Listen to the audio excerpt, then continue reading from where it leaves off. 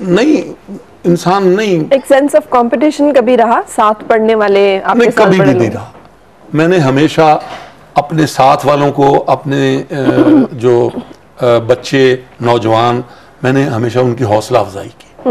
میں ٹیلنٹ کا اس قدر وہ ہوں مداح کہ اللہ تعالیٰ نے میرے اتنے کامیاب زندگی مجھے عطا فرمائی ہے.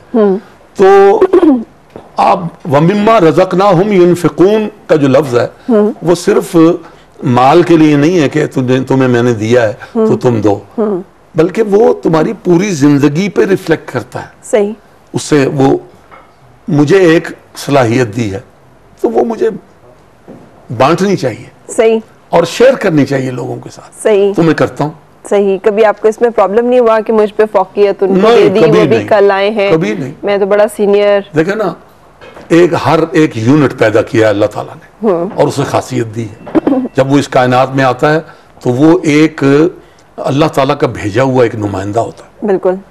اس میں سینس آف کمپٹیشن سے تو زندگی تعبیر ہے نا کہ سبقت، لیکن وہ اس سینس میں کہ آپ ہے جستجو کے خوب سے ہے خوب تر کہاں.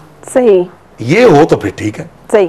اور اگر گھوڑے دوڑانے والی بات ہو تو پھر غلط ہے. بالکل صحیح. اچھا، آپ کو روضہ رسول پہ صلی اللہ علیہ وسلم موقع ملا کہ وہاں جا کے آپ اپنی نعت کوئی پڑھ سکیں؟ 1986 تک موقع نہیں ملا.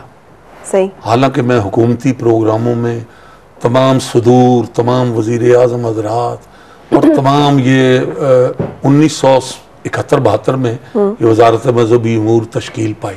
صحیح. مولانا کوثر نیازی، اس زمانے سے لے کر 86 تک مجھے کسی نے نہیں پوچھا. اچھا. میں آتا تھا، نعت پڑھتا تھا، ہیونگ اے گڈ ٹائم، گھر واپس. صحیح. لیکن ایک لمحہ آ گیا جب قبولیت اور منظوری کی گھڑی ہو، اسے آپ آگے پیچھے نہیں کر سکتے. تو مجھے وزارت مذہبی امور سے سیکٹری صاحب کا فون آیا، مولانا محمد یوسف صاحب کا، کہ ہم حج کمپلیکس اسلام آباد کا افتتاح کرنے والے ہیں. صحیح. تو ضیاء الحق صاحب نے یہ کہا کہ اسے کہو کہ ایسی نعت پڑھے کہ 400 چینی بھی ہمارے ہاں سے جا رہے ہیں. صحیح. مسلمان. تو بہت سارے یہاں پہ یہ جو افتتاح میں اکٹھے ہوں گے لوگ، ایسی نعت پڑھے کہ حاضری ہو جائے. صحیح. اب میں جب یہ کہا گیا تو مجھے مصیبت پڑ گئی کہ یا اللہ، میری اتنی عمر گزری، میرے اتنی سامنے میرے وہ مجموعے تھے، لیکن مجھے سمجھ نہیں آ رہی تھی کیا کروں، کون سی نعت پڑھوں. ایک فنکشن میں پیر نصیر الدین نصیر صاحب رحمۃ اللہ تعالی علیہ سے ملاقات ہو گئی. میرے دوست تھے بچپن کے. تو میں نے ان سے کہا منور بدایونی صاحب کی ایک کراچی سے میں نعت لے کے آیا ہوں، لیکن اس کے اشعار کم ہیں، تو ہمیں کم از کم 6-7 اشعار چاہیے ہوتے ہیں، تو آپ اس زمین پہ نعت لکھیں. وہ تھی: اللہ نے یوں شان بڑھائی تیرے در کی، بخشی ہے ملائک کو گدائی تیرے در کی. یہ منور بدایونی کی نعت. میں نے انہیں وہ دے دی. انہوں نے کہا میں لکھوں گا. اب اتنے میں 2-3 دن گزر گئے تھے، ٹیلی فون آئے ہوئے. وہ روز مجھے کہہ رہے ہیں کہ متن دیں آپ، کیا پڑھنا ہے آپ. تو تیسرے دن نا میں بڑا پریشان، تو عصر کے بعد میں سو گیا.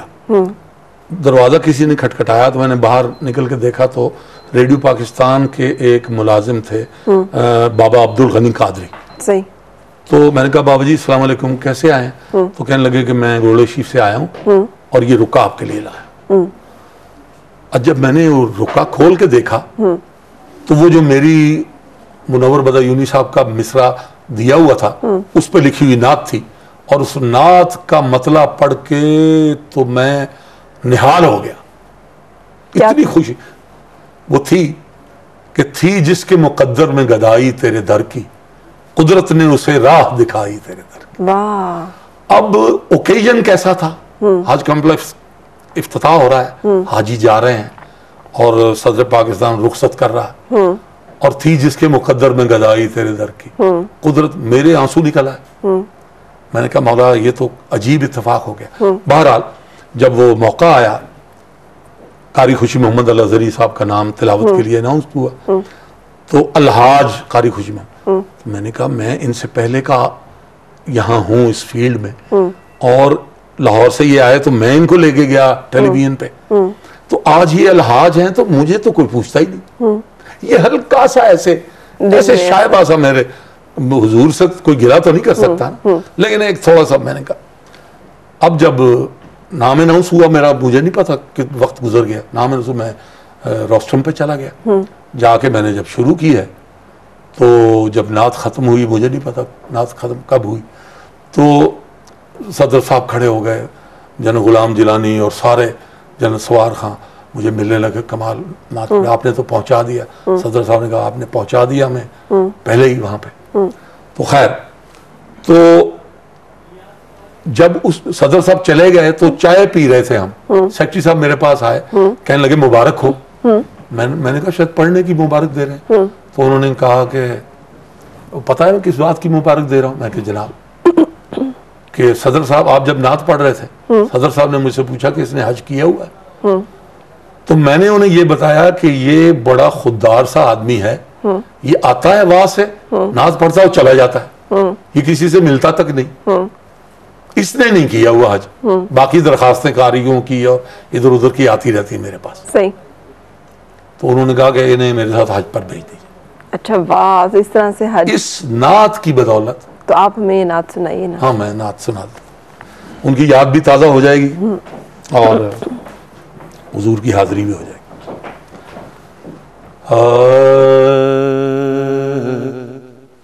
تھی جس کے مقدر میں گدائی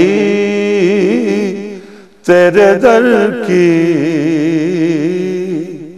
تھی جس کے مقدر میں گدائی تیرے در کی، قدرت نے اسے راہ دکھائی تیرے در کی، قدرت نے اسے راہ دکھائی تیرے در کی. میں بھول گیا نقش و نگار رخ دنیا، میں بھول گیا نقش و نگار رخ دنیا،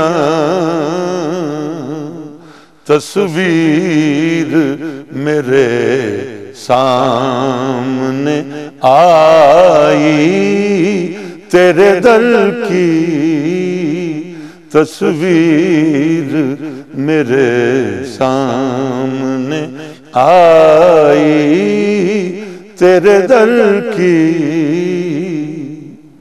اور رویا ہوں میں اس شخص کے قدموں سے لپٹ کر، جس شخص نے